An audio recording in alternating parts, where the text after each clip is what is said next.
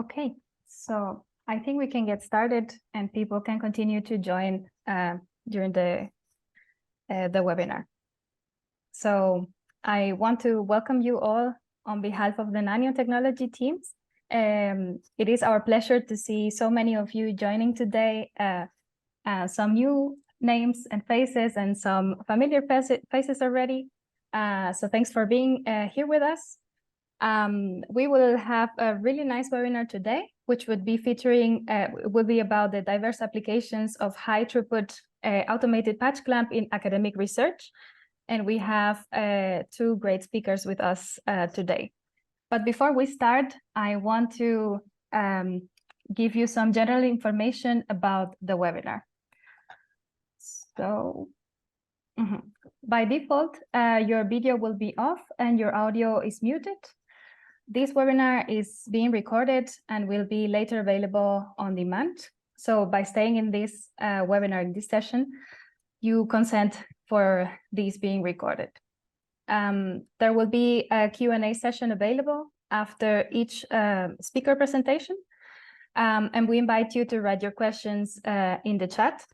And then at the end of each presentation, you have the option to raise your hand in the chat, and we will call your name so that you can formulate the question yourself. If you are more of a shy person, we can also read the question to the speakers ourselves. And at the end, there will be a little survey available, and we would appreciate if you take 1 minute just to give us some feedback about it. A little about the agenda for today. So we will start by an introduction to automated patch clamp and an announcement that we have for you. This will be given by Tim Strassmeyer. Then we will move on to the first talk of the day with Dr. Elena Govorunova. She would be telling us about light-gated ion channels. And last but not least, we will have Dr. Al George telling us about the recording of human iPSC-derived cardiomyocytes.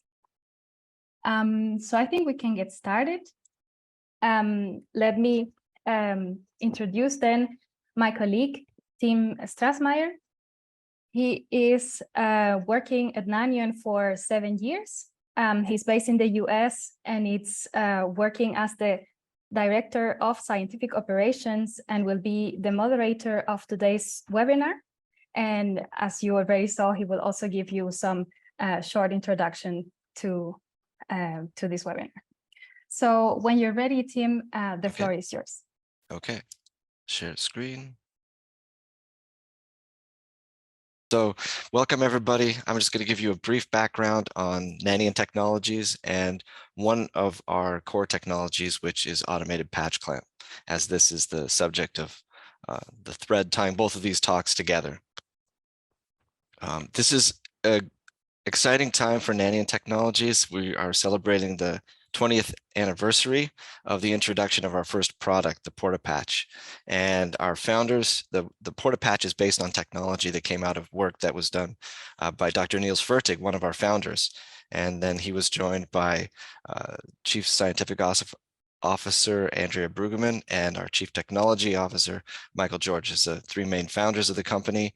And they've stuck with it for a long time, and they are continuing to participate and drive forward the innovation at Nanion Technologies. So as I mentioned, our PortaPatch has been billed as the smallest patch clamp rig in the world. It was the first product. It's capable of automating the patch clamp of whole cell patch clamp in a 1 cell at a time format. Over the years, they've introduced further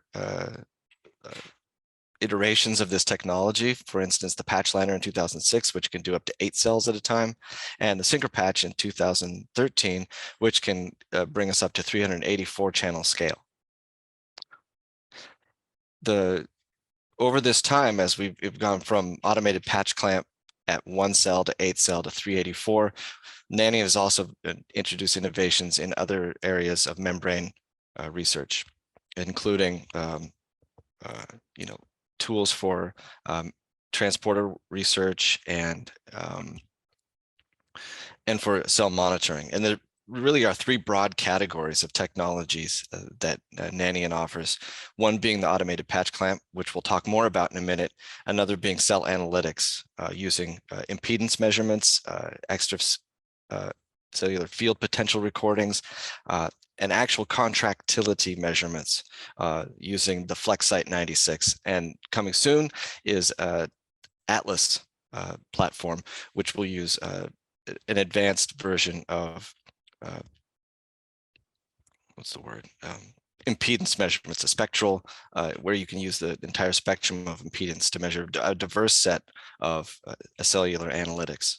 And finally, a membrane biophysics. We have orbit systems for doing planar patch work for single channel analysis, as well as the Surfer line of products for doing solid supported membrane for doing electrogenic transporter research. But getting back to the technology that started it all is automated patch clamp. What the innovation here was to take something that is a very labor intensive, technology intensive, space intensive approach, which is manual patch clamp. And it's based on pipette that is the electrode. And this pipette must be positioned to approach the cell, form a tight seal, and initiate recordings. This requires a vibration isolation table, a microscope, a whole series of electronic amplifiers and digital interfaces, and a skilled operator. And it takes up a large footprint. In contrast, the innovation with the PortaPatch is to make a situation where there's a planar aperture instead of a pipette-based aperture. And in this case, the cell approaches the aperture. This allows you to automate the entire process. It also allows you to miniaturize the entire process. So here's a picture of your patch clamp apparatus in between your laptop and your monitor. It's really that scale of miniaturization. The second thing that going to planar patch is that you can create an array of sites. And so it's pretty easy to see how this could be incorporated into a 384 format. And that's where we make the leap to high throughput on the SyncroPatch.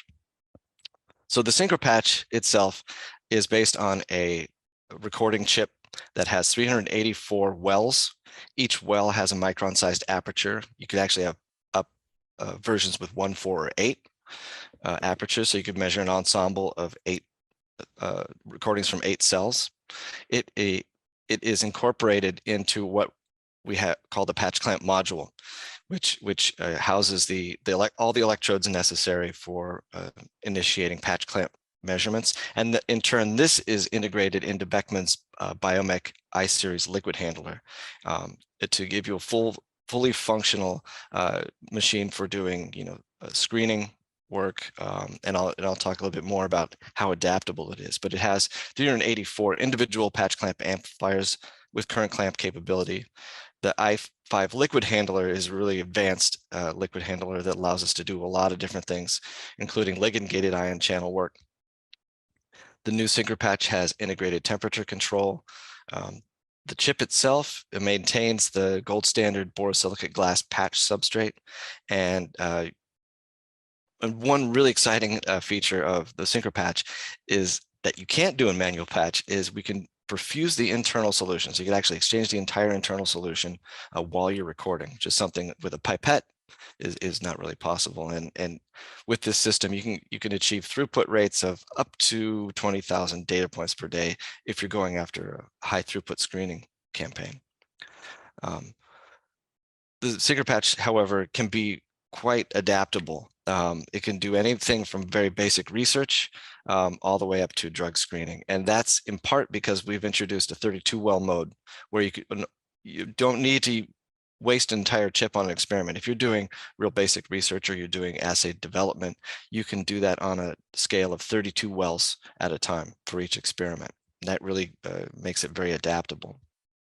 So drug screening is an obvious application, but it runs the whole gamut. It's super flexible. You can do anything from basic research, safety, assay development, target validation. The whole gamut can be achieved with the SyncroPatch. And I think we're going to hear quite a bit about that in the next couple of talks as we as we hear about the SyncroPatch in academic research.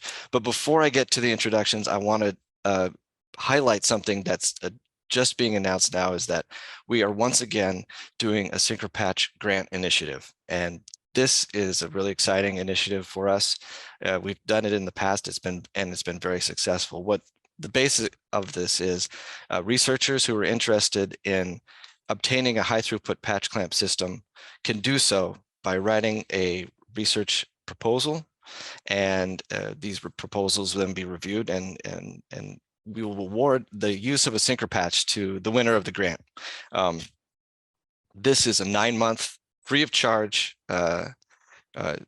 use of the SyncroPatch. We'll install, I'll come out and do the training with you. We provide all the consumables in terms of the chips and the reagents that you need to get started, and you can use this for 9 months. Elena was one of the winners of the SyncroPatch grant in a previous year, and it worked out tremendously well. They were able to get a lot of really nice data to support an S10 grant, with which they were successful in obtaining their own SyncroPatch at the University of Texas in Houston. So I'd like to now introduce our first speaker. This is Dr. Elena Govorunova, who is a research associate professor in the laboratory of John Spudich at the University of Texas Health Science Center at Houston. And the title of her talk is Using the SyncroPatch 384 to Characterize Light-Gated Ion Channels. And with that, I will stop sharing and we can get started. You see it. Great. Excellent. Okay, so thank you, team, for the introduction. And I thank the organizers for inviting me to share our experience with the SyncroPatch, using it for our research, which we have been doing for more than a year now. And first, as some of you know, light-gated ion channels are used for optogenetic control of cellular excitability. Their genes are fused with cell-specific promoters, encapsulated into virus particles, and injected in the brain. And once they are expressed, illumination of the brain will cause either activation of the target neurons or inhibition, depending on the type of light-gated ion channel that you use. And this would cause changes in the animal's behavior. But of course, what is most important, that there are several ongoing clinical trials of using light-gated ion channels to restore vision in blind patients. And there was one paper already published on it. And the light-gated ion channels are also considered as gene therapy for many neurological, psychiatric, and cardiac disorders. So they are really important.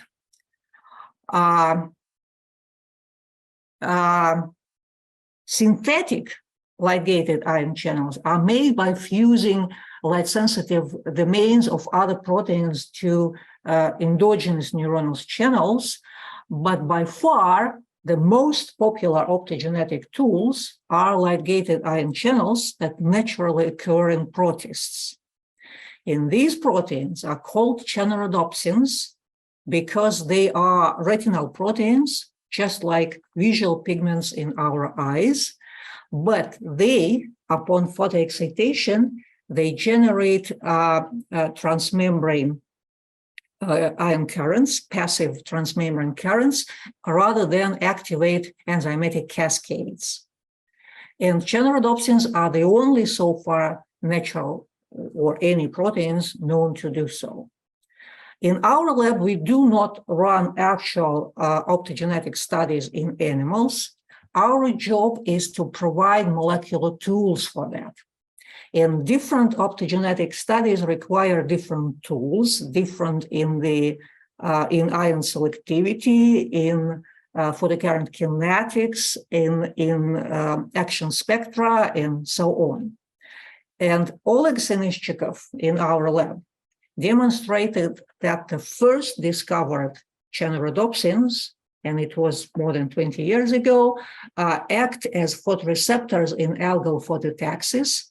And since then, we and others have identified hundreds of channelrhodopsins in various protists, and only few of these channelrhodopsins have been characterized electrophysiologically because of low throughput of manual patch clamp.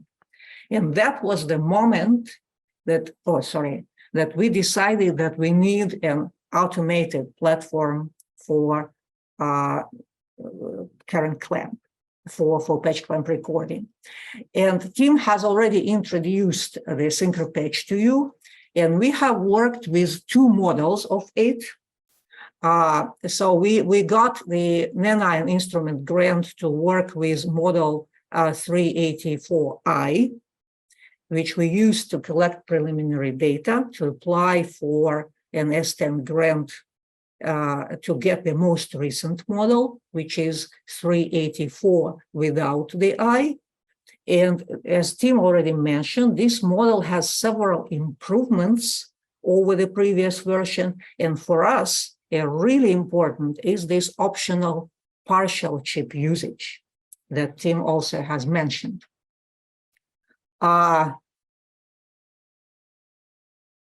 We had 6 labs from 4 research institutions in the Houston area to participate in our Nanion instrument grant. And these people work with really different channels in different cell types, and they all have been able to collect enough preliminary data for the S10 grant, and we also invited 6 more labs to this endeavor.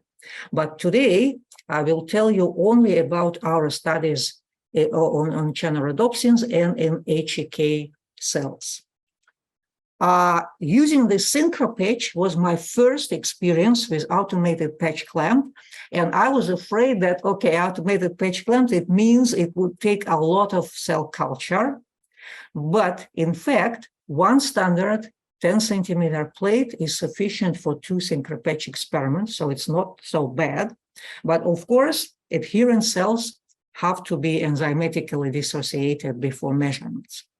As Tim has already explained, the SyncroPatch uses this planar patch clamp format, and very important that the chips are available with different number of cells, different number of holes, so you can either record photocurrents or currents from one individual cell, or the currents are summarized to improve the signal-to-noise ratio. And of course, there are chips with different resistances to be suitable for different cell types. And these multi-hole chips are particularly relevant for us because, of course, we cannot generate stable cell lines for each of hundreds of channelrhodopsins that we want to test. So we use chemical transfection, and chemical transfection is never 100%, as you know. And here you see some results of comparing a 1-hole chip with a 4-hole chip for the same channelrhodopsin. And each little square here represents photocurrents from one well. And there is also a programmable quality control, a very important feature of the SyncroPatch. And in this case, green squares mean that this well has a seal resistance above 500 megohms, and which is a good seal. And gray squares means the resistance was lower than this value. And you can see that in both cases of 1-hole and 4-hole chips, the success of gigaohm seal formation was very high, but in the case of 1-hole chip, many green squares actually show no photocurrents, and that's because the captured cell did not express channelrhodopsin. But in the case of the 4-hole chip, almost all green wells showed great photocurrents, and their amplitude was, of course, also larger.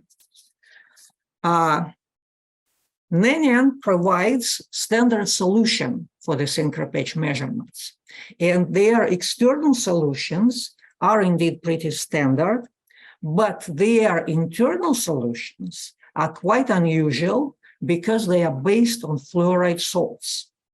And these fluoride salts are a key ingredient for the high success rate of gigacell formation because of formation of insoluble calcium fluoride. So as you all know, depolarization of the membrane may usually decreases the C resistance, but it's not the case with the SyncroPatch solutions, as you can see on the left. And on the right, you see that these seals, gigaseals, are also very stable upon repetitive application of the same voltage protocol. And the new model of the SyncroPatch also provides an option for fluoride-free recording, but we have never used it because all our channels are either conduct fluoride or are indifferent to it. Now, this slide shows something that most of you will not need in your experiments, namely the photostimulation unit of the SyncroPatch. It is still under development, and currently it can illuminate only 1/4 of a chip, and that's why we need this partial chip recording mode, because we have to repeat our measurements 4 times to cover the entire chip. It consists of, the basis of it is an array of light-emitting diodes. And you see that Nanion team, Nanion engineers have worked really hard to improve this system. They optimized both the hardware to have more output light intensity and the software to improve synchronization between the triggering of LEDs and data acquisition. In the previous version, you see here that sometimes the light pulse was triggered prematurely, which is, of course, bad for automated analysis of the data. And it makes no sense to have throughput data acquisition if you need to analyze each trace individually, manually. But the latest version provides a perfect synchronization, and this is just an example of really fantastic technical support that Nanion provides. So, channel rhodopsins, they are not only numerous, but also very, very different. And there are 4 structural and functional classes of them. Anion channel rhodopsins, or ACRs, generate chloride influx and are used to inhibit neurons. There are 2 different families of cation channel rhodopsins, or CCRs. These generate proton and sodium influx and are used to activate neurons. And the most recent addition to this set are calcium channel rhodopsins, or KCRs. They are potassium selective, but we couldn't call them PCRs because that would be very confusing. And they are also used to inhibit neurons. And as we have just received a notice that our paper reporting a structure of KCRs has just been accepted to Nature Neuroscience, so it should appear in the press very soon. Channel rhodopsins are either dimers, shown on the left, or trimers, shown on the right, but each protomer is individually capable of ion conductance, which of course is very different from the classical voltage or ligand-gated channels.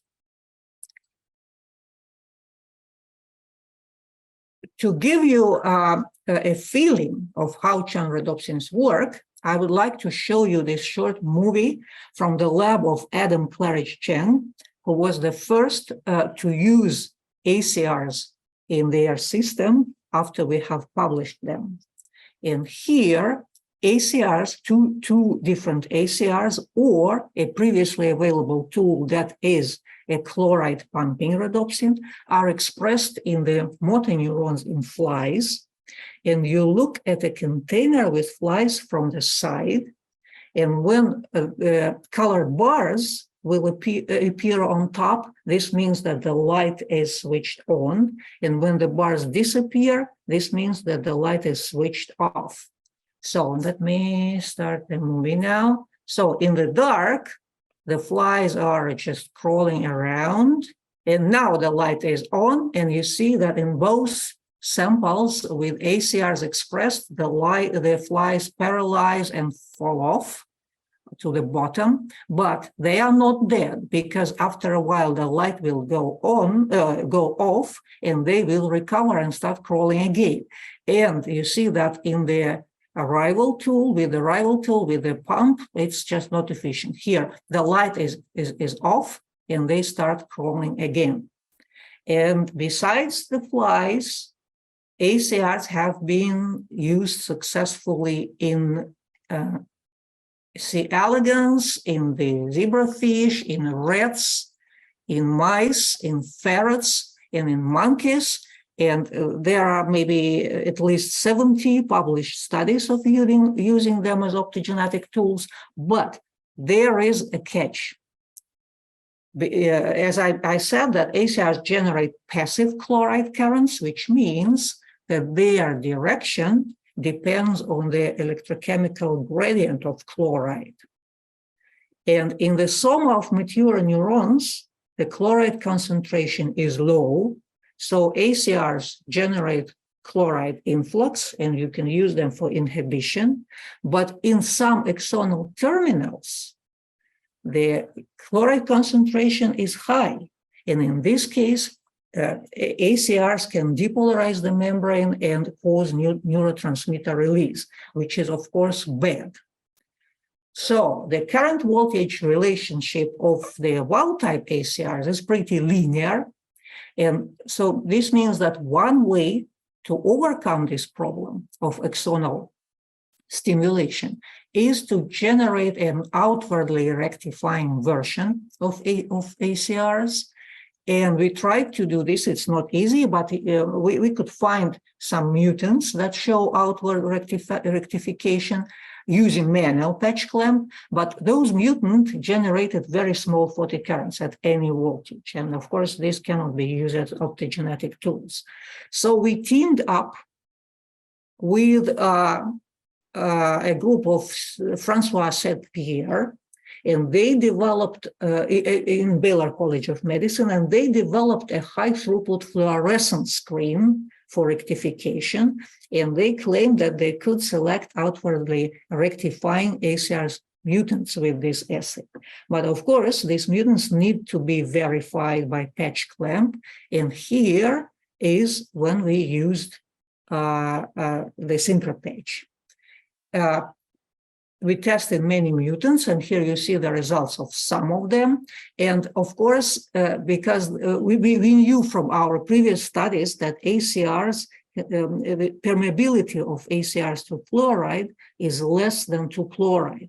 And that's why the reversal potential of ACR photocurrents with SyncroPatch solutions is negative, about minus 40 millivolts, but nevertheless, we could easily detect rectification when it is present. And here there are examples of some new mutants that we verified by the SyncroPatch. And what is good, that some of these new mutants are really better than the ones that we selected by manual patch clamp, and they are also included here. And here on the right, the upper panel shows you the rectification index, which is basically the ratio of chloride influx to chloride efflux.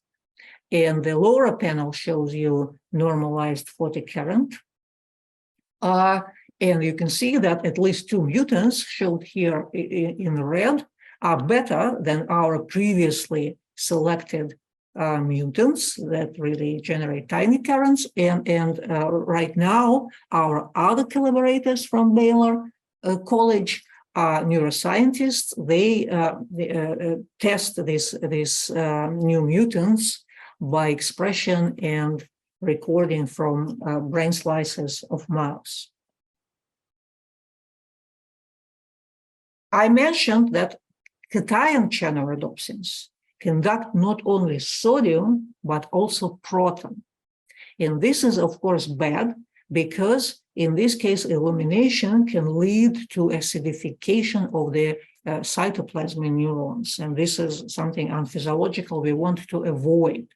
So we use the SyncroPatch to screen new CC for reduced proton to sodium permeability. And on the top, you see control experiments with channel rhodopsin 2, that is the most popular neuronal activation tool currently used. And you can see that changing of the external pH causes very large shifts of the reversal potential, which means that there is a strong permeability to protons and the cytoplasm will be acidified. The lower panels show you the results recorded from some new CCR. And you see that this protein, this channel, shows a much smaller shift of the reversal potential, which means that it should not create any or very little cytoplasm acidification. So this also needs to be verified by experiments in neurons. And finally,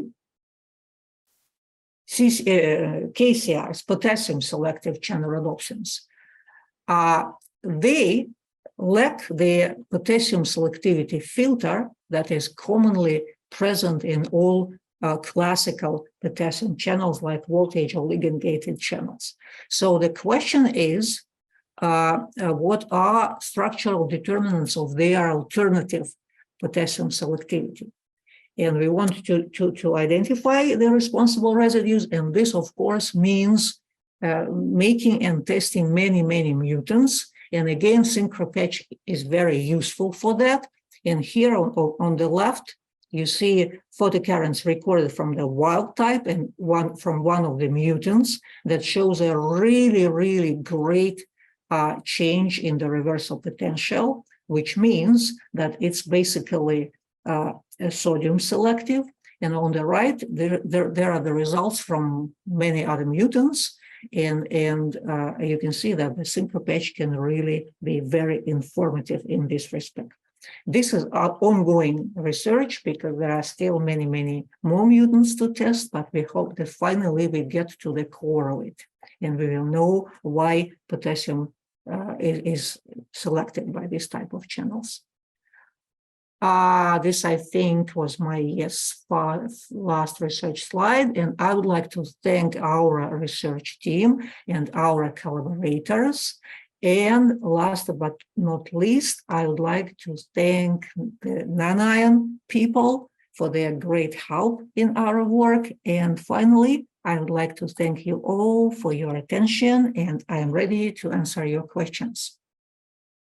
And I can stop sharing now. Thank you, Elena. That was a fantastic presentation. It's really exciting for me to see some of the polished data that's coming out of the out of your research. That's wonderful. Let's see.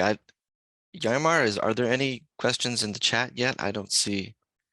Yes, we have one from Marcus. So he just raised the hand. Okay. I think you can formulate it. Yeah, exactly. Hello, everybody. I'm Marcus from Nanion Technologies.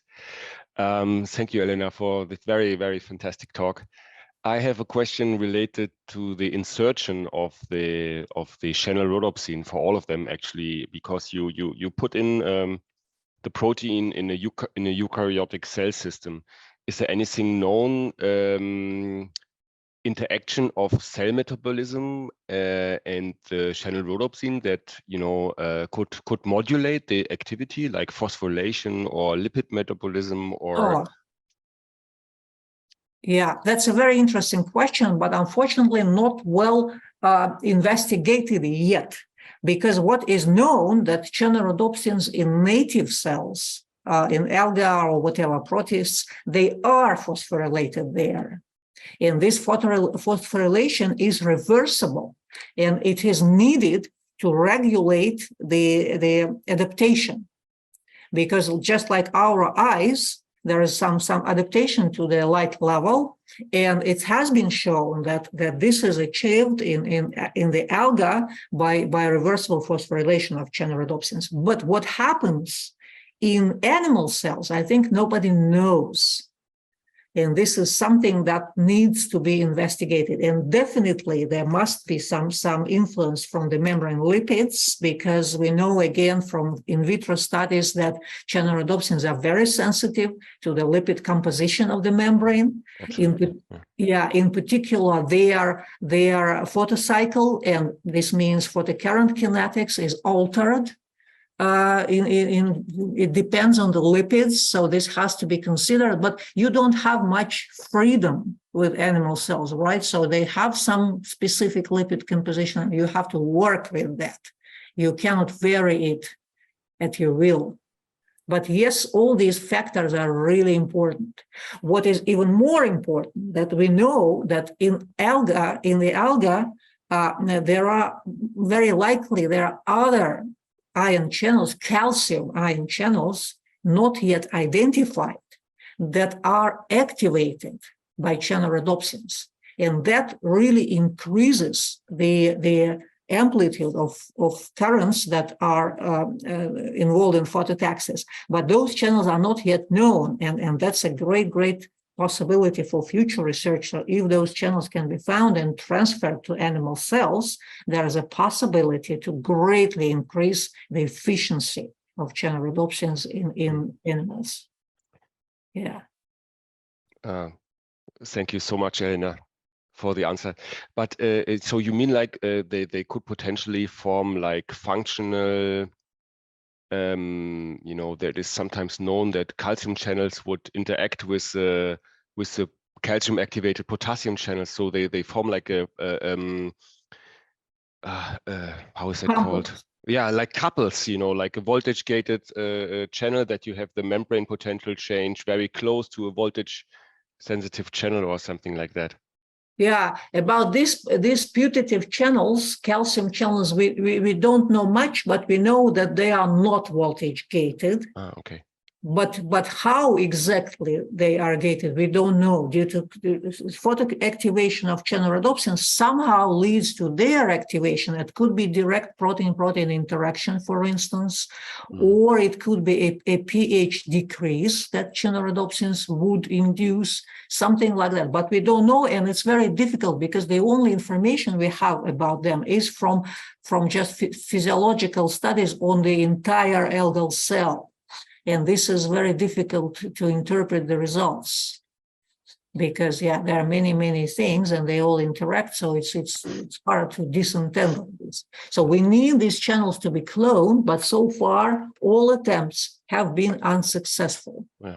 Because there's proteomics done on these cells, nothing. Of course, the genome is fully sequenced of the model LG. It's again, well, there are many calcium channels, but nothing looks like good candidates for this role. Interesting. Thank you, Elena. I think we have another question that came in from the chat, and it has to do with analysis. It says, how do you perform data analysis of SyncroPatch data? Okay, that's a very good question, of course. And Nanion provides a software for analysis of this specific format in which recorded data are acquired.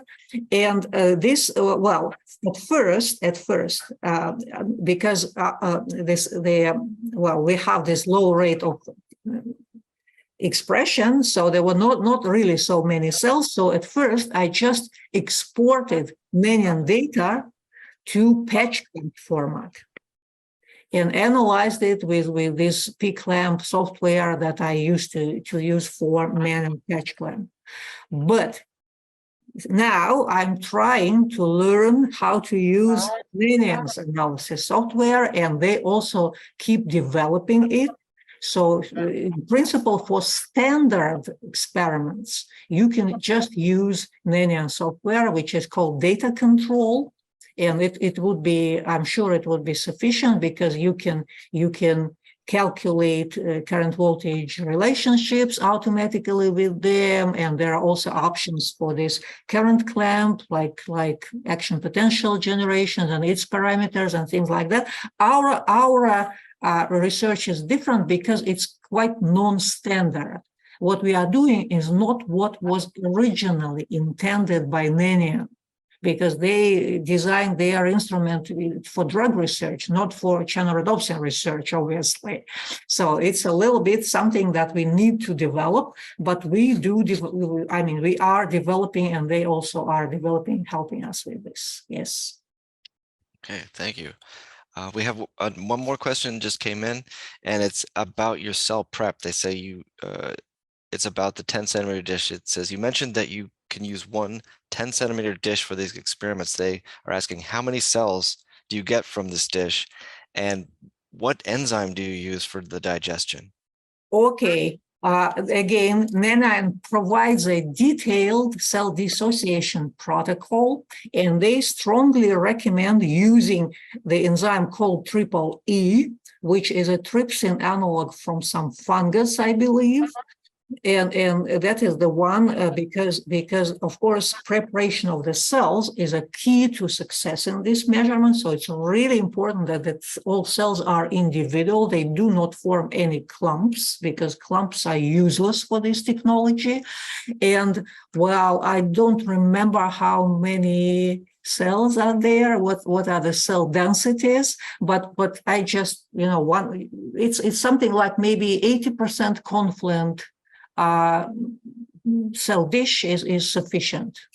Tim, you probably better remember what are the cell densities in this case, because the cell densities that are recommended depend on the number of holes, and so we recommend a minimum cell density of 100,000 cells per mil for a single hole, and it scales directly for 4 and 8 hole. So we would ask you to shoot for 400,000 cells per mil for a 4-hole chip, for example. Yeah. But if you are prepping cells from a 10-centimeter dish and you're getting the success rates that you're showing, that indicates to me that you have achieved that threshold. We did calculate it in our first experiments, but then we don't do it every time because it's more or less consistent. I mean, if you see that they are 80% confluent, you know how many you get. Yeah, exactly. But it all, of course, depends on the cell type, because they are all different. They can be dissociated to a better or worse level, and so on. So all this requires a little bit of trial and error, as usual, as it usually is. I don't see any other hands up or questions. So with that, I'd like to thank Elena for a wonderful presentation. And now we can go to Dr. Al George and hear his presentation. Great. Thank you, Tim. Can you see my slides okay? Yes. All right. Yes. Great. Well, listen, it's a pleasure to be here. I want to thank Nanion for setting up the webinar and for inviting me to present some of our data on using the SyncroPatch for recording from human cardiomyocytes. I also want to thank Elena for quite an illuminating talk, if I may just add a pun. So we are an early adopter of the SyncroPatch technology. We've actually recently benefited from the Nanion Loaner program, and shown here in the right lower quarter is our newest addition to the laboratory. So I'm going to talk about human-induced pluripotent stem cell-derived cardiomyocytes. Most people, I think, are familiar with this technology, for which the Nobel Prize was awarded several years ago to Professor Yamanaka. This is a technique where you can take a cell from an individual and reprogram it to be a pluripotent stem cell, and then from those stem cells you can generate any other potential differentiated cell in the body. And for my talk today, we're going to focus on making cardiomyocytes. And why do that? This has been really an area of intense investigation over the past few years. I think most people have used this technology to model genetic diseases of the heart, and others have used it to investigate drug-induced toxicities, including proarrhythmic screening of drugs for safety pharmacology. And there's been some progress in using them for drug discovery and target validation. We've also used this to really explore the molecular pharmacology of some novel sodium channel blockers, and that's going to be something I'm going to talk about today. Our legacy SyncroPatch, which we purchased and installed back in October of 2014, so nearly almost 9 years ago, has been a workhorse for us. This has been really transformative technology for our laboratory, and we're pleased to see that the progress in developing this technology has also advanced. I'm going to highlight some studies that were done on this legacy platform that are listed here. All of these have been published. The first study will be an example of how one might use induced pluripotent stem cell-derived cardiomyocytes for looking at novel pharmacological agents, in this case, novel sodium channel blockers. And then I'll highlight some collaborative work that we've done and contributed to that highlights some of the genetic risk factors for cardiac arrhythmias and how we've ascertained their molecular physiology. So this first paper was led by Franck Potit, who has since left my lab and is now a scientist at Icogen. This also represents important and strategic collaboration with Paul Burridge in my department, who is an expert at the cell biology of iPS cells and cardiomyocytes. This is our first paper studying novel sodium channel blockers on human cardiomyocytes. Here is simply describing for you some of the details of that study as it relates to the automated patch clamp. Here are the two internal and external solutions. I want to thank Elena for going over in detail the technology. I won't repeat that. We used, for this study, we wanted to focus on sodium channels. So we used an extracellular calcium channel blocker and a cilodipine and a cesium-based internal solution to prevent potassium conductances. And here are sort of the metrics of how this study was done. We used a high density of cardiomyocytes at that time. These are single hole, low resistance chips, and some of the other metrics that you can see there. And we had to optimize the conditions, but at the time of this study, we were able to get an average of almost 60% cell capture in each 384 well plate, with really good average seal resistances, and overall the success rate all across the entire plate of measuring robust sodium currents sufficient for doing pharmacological studies was about a quarter of the 384 well plate. So given that we only capture about 60% of the cells, most or half of the remaining cells were really robust. Over time, we've been able to improve on this, but everything really depends on cell culture for this type of cell. And here's just some examples from that paper. I won't go into detail, but we were able to look at tonic block of peak sodium current and use-dependent block and used, in this case, 5 different drugs and compare them across several concentrations. This work would have taken a long time to do by manual patch clamp, and there's no way we'd have been able to gather the robust data sets that we were to do this work. So just an example, we looked at lidocaine, ranolazine, lacosamide, which is known to be a unique sodium channel blocker for the treatment of epilepsy, and then 2 investigational compounds, one named GS967, which was a very potent blocker of persistent sodium current, and was almost selective. It had very little effects on peak current, and then a derivative of GS967, GS6615, which at the time was being developed for clinical use in cardiac arrhythmias. I think it didn't make it quite out of clinical trials. Both of these drugs were investigational at the time. No one had tested them on human cardiomyocytes. So we were able to derive really beautiful tonic block experiments and separately use-dependent block. Most of these agents have local anesthetic-like effects, therefore they have use-dependent block. But we were really surprised to see that GS967, which was thought to be primarily a late sodium current blocker, had profound and high affinity use-dependent block of the human sodium channel, which no doubt may contribute to its potential efficacy. And beyond that, we were actually able to derive kinetics of block for all of these drugs and measuring on and off kinetics. or on and off rates. Again, something that would have been extremely labor and time intensive to do by manual patch clamp. So this I first show as an example of the ability of using automated patch clamp on human cardiomyocytes to do detailed molecular pharmacology. Pivoting from that, I wanted to share with you some collaborative work that we did with a group in the Netherlands led by Caroline Remy and Connie Bazina and her team. And this was to explore the involvement of microtubule mechanisms to traffic the cardiac sodium channel to the plasma membrane. In this first paper, the study was done to explore the interaction of specific microtubule proteins, in this case, the N-binding proteins, EB1 in particular in this study, and to look at whether that's involved in the trafficking of the cardiac sodium channel NAV 1.5 to the plasma membrane. Our involvement was to look at cells for which this protein EB1 was knocked out. And these, again, are human iPSC-derived cardiomyocytes for which one can do knockout studies, relatively straightforward.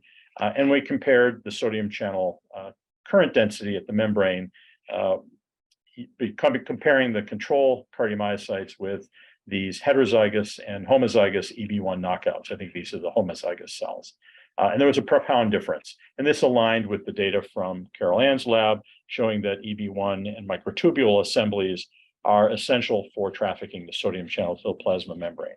Now, EB1 was quite interesting, but the story got more interesting when Connie Bazina's led international effort to do genome-wide association studies in the arrhythmia risk gene syndrome called Brugada syndrome, identified another member of this N-binding protein family, a gene called MAPRE2, which encodes N-binding protein number 2. And of course, the logical thing was to decide whether or not this too had a role in trafficking sodium channels to the plasma membrane.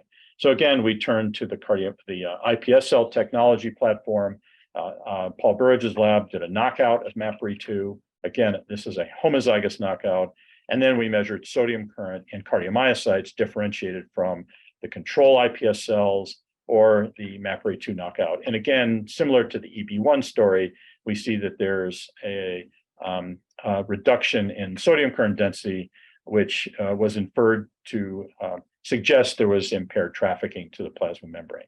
There was no voltage-dependent differences between the sodium channels recorded in those two cell lines. There was no kinetic differences. It was really just current density magnitude. Now, at this point, again, all this work has been done on our original SyncroPatch 768 platform. Going forward, because we were doing so much work with cardiomyocytes, it just behooved us to really move toward current clamp, which the legacy system that we purchased was not enabled. And so, fortunately, skip that. Fortunately, Nanion, through their loaner program, let us borrow a new SyncroPatch 384 system, which was placed in our lab in April of 2021. Over the ensuing several months, we were able to gather sufficient preliminary data, both on cardiomyocytes and some other cell types, that we were able to compete successfully for an NIH shared instrument grant, which was funded earlier this year, and we bought the instrument outright.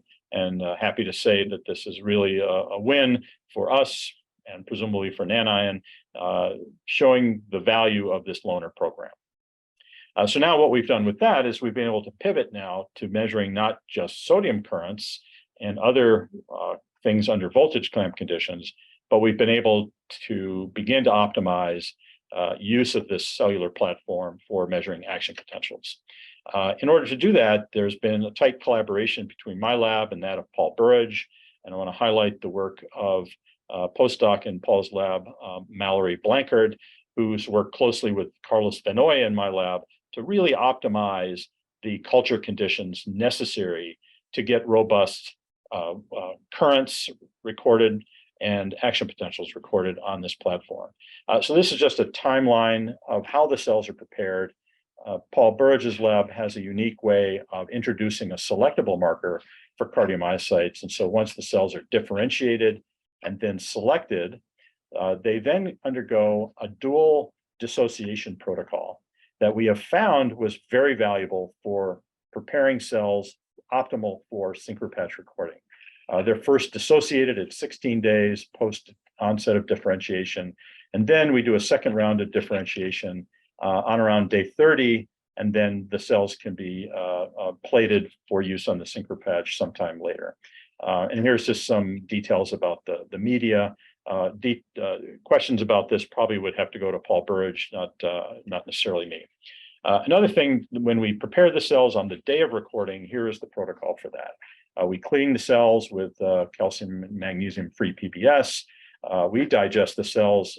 These cells are digested with an enzyme called liberase. They're very gently triturated, and then they're suspended again, placed on the cell hotel, and then we let them sit in the cold for about 30 minutes before they're recorded. And so we've been able to optimize a series of recording conditions that we used. We start out with current clamp, and here are the intracellular and extracellular solutions that we use. This is still a fluoride-based solution. We leave out the calcium channel blocker in these experiments because we need the calcium channel to be active in order for there to be a proper action potential morphology. But then once we measure action potentials, we switch from current clamp and pivot to voltage clamp, during which we can then immediately measure sodium currents, and following that calcium currents, and then we swap out calcium from the extracellular solution with barium, and we measure the calcium current again. Of course, with barium as a charge carrier, one gets larger currents. And so this is sort of our scheme, and this has become really routine in our lab. And here's some examples of action potentials that we recorded on the new SyncroPatch 384. Here's just an average action potential from these cells, which are predominantly ventricular in origin. This is an example of recordings from the same batch of cells, all on the same plate, all within a time span of less than 30 minutes. Action potentials are measured.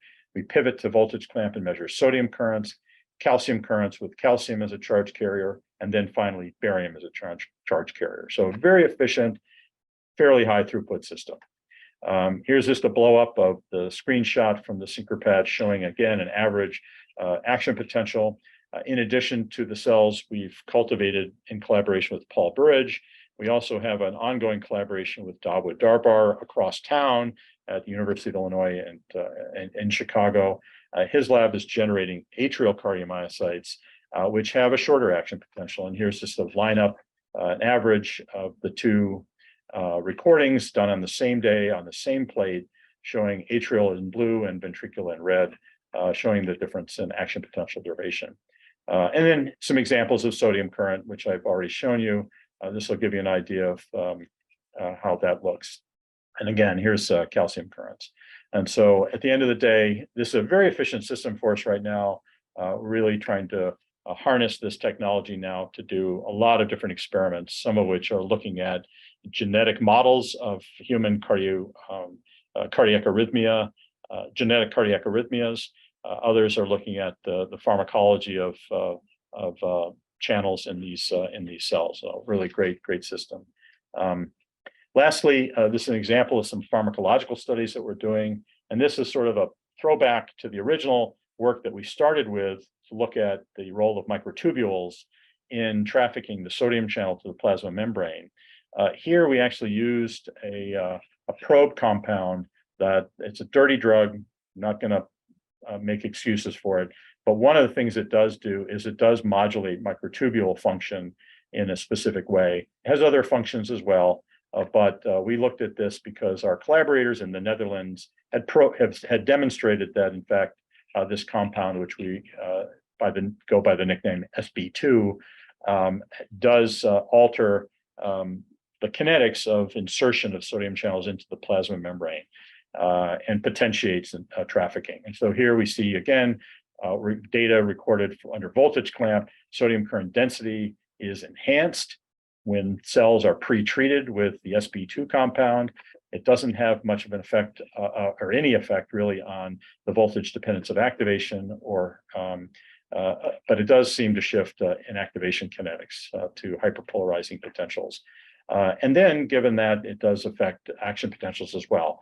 These are recordings that we couldn't have done before on the original SyncroPatch, but now we can do those seamlessly, and we're really pleased with that. So just a little show and tell on the kind of things you can do with human cardiomyocytes with automated patch clamp. I want to thank the folks in my lab, particularly Carlos Vanoye, who is right here in the front in the plaid shirt.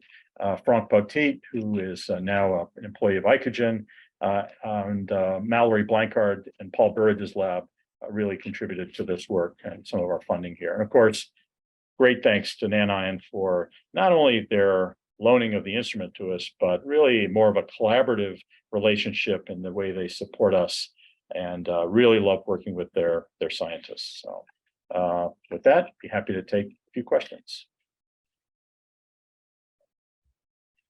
Thank you, Al. That was a fantastic talk. I'm scanning through the messages now. Yarmar, do you see any new questions in the chat? Ah, I think I see one. There is one question that just came in. Question is, the double mutant of EB1 and 2 viable, and would there be any sodium current left? I'm not sure I quite understand that. So if we made a double mutant between EB1 and EB2, I think is the question. Okay, yeah. So it turns out there is also EB3. So it's a little bit more complicated to answer that question. I will say that Paul Burridge's lab has made multiplex knockouts, and it does, there is some additive effect. I think those experiments are still incomplete, so I won't make a comment about that. But I do think that there is an additive effect of knocking out multiple end-binding proteins. Okay. I had just more of a technical question on the experiments where you're measuring the current density. Were those all done on single hole chips?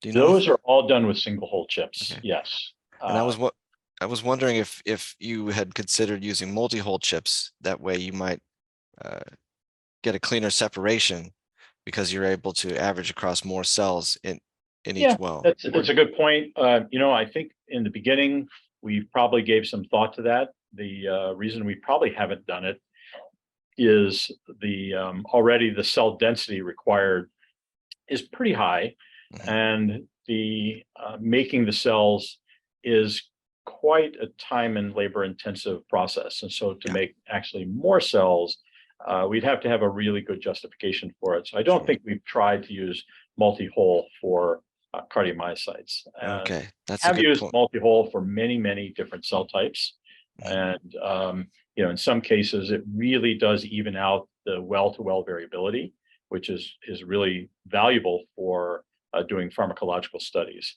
and also for boosting current amplitudes in cell lines or in situations where the current amplitude is small. So we definitely use them. We haven't tried them yet with cardiomyocytes.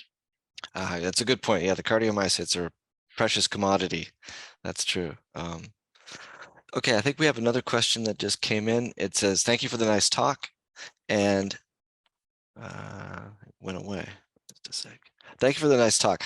How problematic is the injection of holding current leading to shortened action potentials in your opinion? So, the cardiomyocytes derived from iPS cells tend to have a shorter action potential. And that's probably related to the fact that they are immature cardiomyocytes, and the amount of calcium channel expression is not optimal to have a long, sustained, depolarized plateau phase. More recently, and I didn't have the data in the final form to share today, but the older the cells get, there's a tendency for the action potentials to get longer. And so I think it's a product of immaturity mostly. And I think that we've also toyed around with the idea of cheating a little bit, and instead of recording in the presence of extracellular calcium, maybe record the action potentials in the presence of extracellular barium.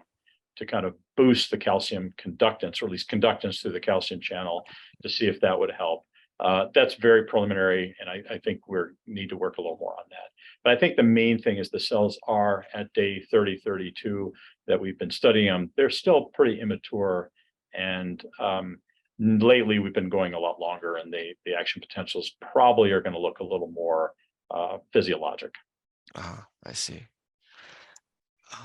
Okay, there's another question, which is it possible to control the resting membrane potential and measure spontaneous activity in current clamp mode? Yes, it is. And I didn't point that out, but in the cardiomyocytes, we don't see a lot of spontaneous activity. If we force the holding potential to -80, we still don't see a lot. And I think it's primarily because these cells are acutely dissociated, and cardiomyocytes that are beating spontaneously in culture are in syncytial layers, and they're attached to one another. And you get, I think once you dissociate them and disperse them, they lose that ability, sadly. And we haven't figured out a way to kind of get it back. We've tried all kinds of things, including bombarding them with isoproterenol to see if we can't activate them and have more spontaneity, but they don't. But that said, if we hold them and then induce action potentials, we get pretty reliable action potentials to fire. So that's one of the limitations. We can't see spontaneous action potentials. For that, we turn to the CardioExcite system, which we also have, and look at monolayers of cardiomyocytes, and they give beautiful spontaneous activity. So that's a good point. Yeah, the dissociation is something that makes a big difference, can make a big difference. And the cardiomyocyte, or the CardioExcite, or even the flex site.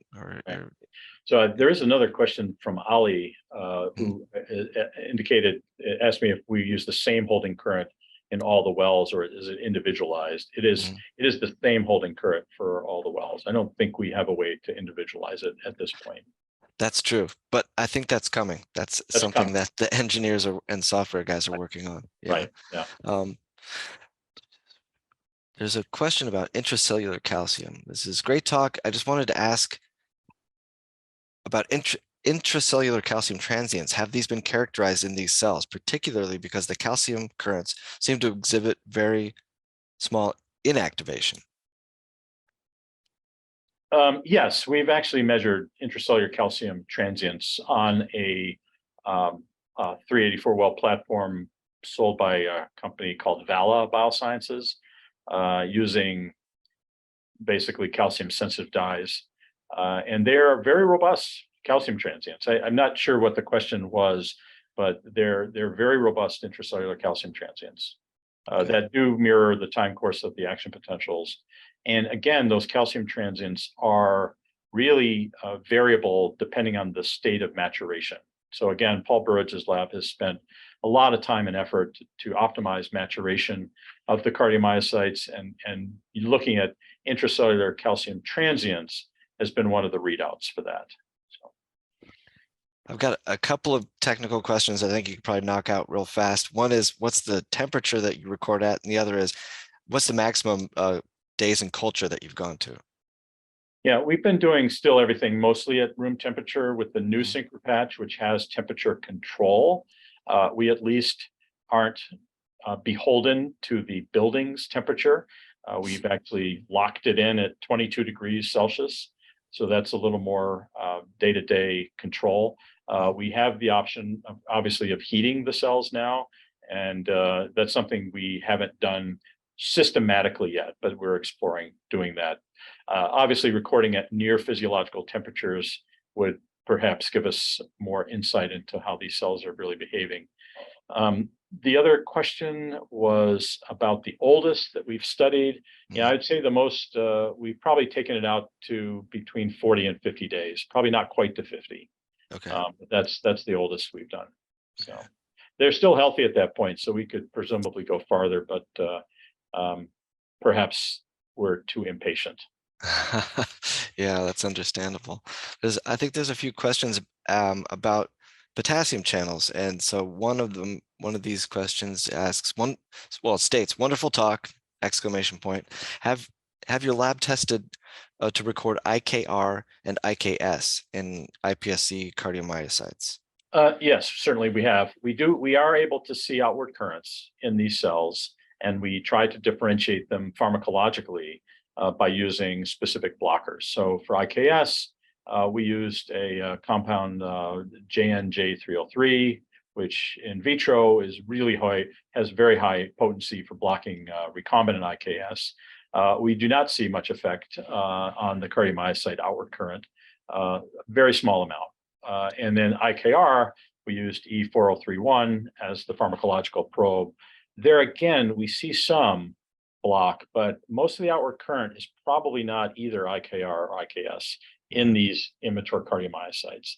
You can ask me what it is, but I can't tell you what it is. I don't think we have figured that out yet. It's probably a mixture of things, but we have not done those experiments on the older cells. And so that should be done. Yeah. Haven't done that yet. Okay, let's see. I think there was several questions along the lines of what you just answered, and you've already answered about individual eye hold. Does anybody have any additional questions in the audience, or because if not, I think we've gotten through the chat. Has hand up. Oh, Marcus. Hi, Al. Very impressive, fantastic talk. Thank you so much. I have a question. Have you ever seen any pharmacological difference in the channels when you look at them in iPSCs versus heterologous expression systems? Yeah, so I think there are differences. If we looked at recombinant NAV 1.5, for example, in hex cells, the voltage dependence of inactivation is very shifted toward hyperpolarized potentials compared to native cardiomyocytes, which is published, and also with the iPSC-derived cardiomyocytes. So it's a little different. Kinetics of inactivation look about the same. I think the activation curve is about the same as well. So there are some differences. What those differences are due to, I couldn't begin to explain, but obviously there are a lot of differences between hex cells and cardiomyocytes. Thanks. And we haven't done, I don't think we've done a direct comparison of calcium currents in the cells yet. We do have recombinant CAV 1.2 and CAV 1.3 recordings that we've done systematically, and we just haven't made the comparison with the cardiomyocyte calcium current. That's a good thing. We should probably do that. Okay. Well, thank you, Al, and thanks everyone for the participation in this discussion. I think at this point, Yamar is going to wrap up. I want to finish by also thanking you both, Elena and Al, for the great talks of today. It was really, really nice. So thank you for finding the time to join us. And I just wanted to remind you quickly all about the research grant. So I put the link in the chat. So it should be the first comment in the chat. And if you go there, you can go directly to the page where you find all the information. So just to remind you then that the applications will be opening from September until October 20th. But already you can go to our website and register your interest. So from that list, so with that information, we will be sending you the assets that you will need for your application. Yes, so in case that you want to hear more about us, so you can always follow us in the social media channels, and we use a lot our newsletter to keep you updated and informed. So we're doing this now monthly, so you can also subscribe to our newsletter. And if you go to our news section, you can always be up to date with the events that we are offering to you. So for example, next week we have also we have another webinar that will be featuring the TMEM research which is done by screening on the surfer devices. So you are also welcome to join us next week. Yeah, and stay tuned by following us in social media. So thank you all for joining us today. And yeah, we hope to see you soon in another event. So thank you all, and ciao, ciao. Take care. Okay.